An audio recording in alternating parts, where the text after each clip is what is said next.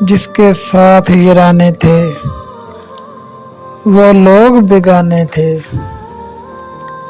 ایک اجڑی ہوئی ہستی ہوں میں روتا تھا، میرے پاس ہنستے دیوانے تھے۔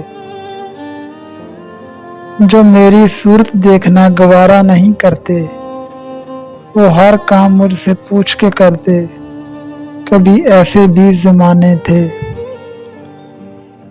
میں باہر نکلتا تو لوگ عزت کی ایک نگاہ بھر کے دیکھتے، آج ایسے لگا جیسے سبھی لوگ انجانے تھے۔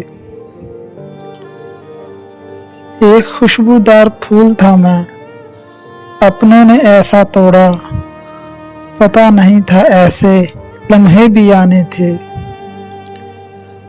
جس کو پانے کے منتظر تھے عمر بھر سے، سوچا نہیں تھا اسی نے ہمارے گھر دور بسانے تھے۔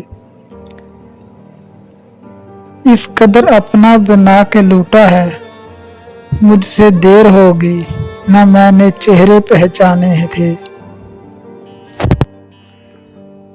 اگر اوروں نے لوٹا ہوتا ہم صبر کر کے زندگی گزار لیتے، اپنوں نے لوٹا ہے ہم نے کہاں ہر وقت آنسوؤں کے میلے سجانے تھے۔